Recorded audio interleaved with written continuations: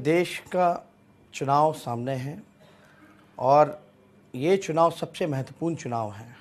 मैं मानता हूँ अब तक के भारत में इससे ज़्यादा महत्वपूर्ण चुनाव इस देश ने नहीं देखा होगा।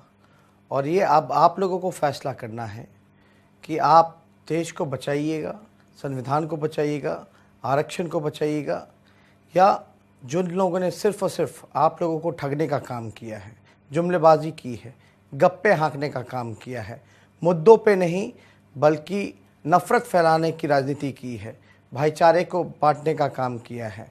इसलिए हम आप लोगों से रूबरू होने आए हैं और चाहते हैं कि जो सच्ची बातें हैं, जो मुद्दों की बातें हैं, उस पर हम लोग चर्चा करें, ना कि सिर्फ़ और सिर्फ मोदी जी पे चर्चा करें। ये बहुत ही महत्वपूर्ण चुनाव है।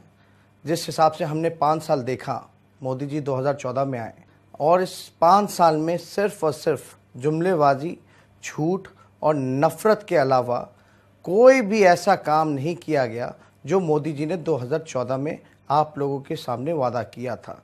जो बीजेपी का जो मैनिफेस्टो था, उसमें से एक काम बीजेपी के लोगों ने नहीं किया है।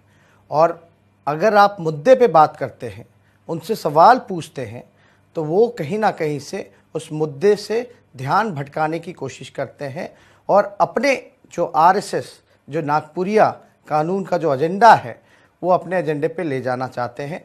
चर्चाएं किस पे होती हैं? हिंदू मुसलमान, मंदिर मस्जिद और कश्मीर पाकिस्तान।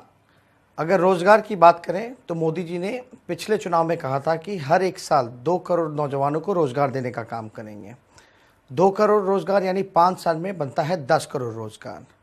एक सर्वे के मुताबिक, जो सरकारी सर्वे है, उसमें 2018 के साल में ही लगभग 1.5 करोड़ रोज़गार जो है मोदी जी ने छीनने का काम किया। देने की तो छोड़ दीजिए, अगर नोटबंदी के बाद अगर देखा जाए तो लगभग जो है टोटल 1.5 करोड़ और 3.5 करोड़ अगर मिला लें तो 5 करोड़ रोज़गार जो है मोदी जी ने खा गए।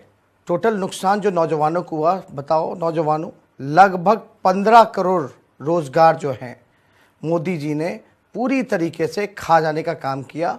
और इस बार के तो मैनिफेस्टो में उसका कोई जिक्र ही नहीं है, कोई चर्चा नहीं है। तो मैं आप लोगों से इतना कहना चाहता हूँ, नौजवान जो है वो देश का पूंजी है, वो भविष्य है, और अपने भविष्य के बारे में सोचिए। मोदी जी और तेजस्वी का कुछ नहीं बिगड़ना है, लेकिन आपकी तरक्की होगी तभी देश की तरक्की होगी, तभी हमारा देश जो है बनेगा।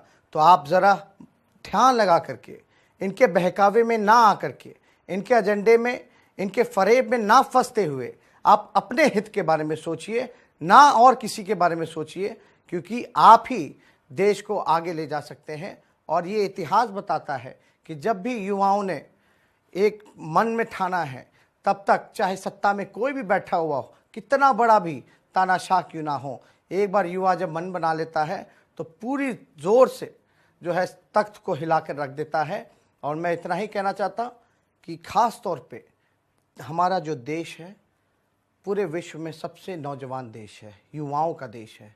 और अगर देश की बात की जाए तो बिहार अगर देखा जाए तो बिहार सबसे युवा राज्य है, प्रदेश है। लगभग 60% युवा हमारे बिहार में रहते हैं। जिस हिसाब से बेरोज़गारी बढ़ी है, हम लोगों को चिंता होती है कि आगे हम लोग क्या करेंगे। और एक बात और आप लोगों को बताना चाहेंगे, लगभग 22 लाख नौकरियां जो सरकार में रिक्त खाली हैं, ना नीतीश कुमार जी ने भरने का काम किया, ना मोदी जी ने भरने का काम किया। और अगर ये दोबारा सत्ता में आ जाएंगे तो ये सरकारी नौकरी को ख़त्म करके रखे पूरी तरीके से निजी क्षेत्रों के हाथों में दे देंगे, प्राइवेटाइज कर देंगे। वो आपको मन चाहे जब चाहे हटा दे, जब चाहे रखे, कितना मेहनत कराएंगे, काम कराएंगे, जितना उनको पगार देना होगा वो देंगे, कोई गारंटी इसका नहीं ले सकता। इसलिए आप लोगों से विनती करता हूं कि देश को बनाने का काम कीजिए, मोदी पे ना चर्चा करके मुद्दे पे चर्चा कीजिए।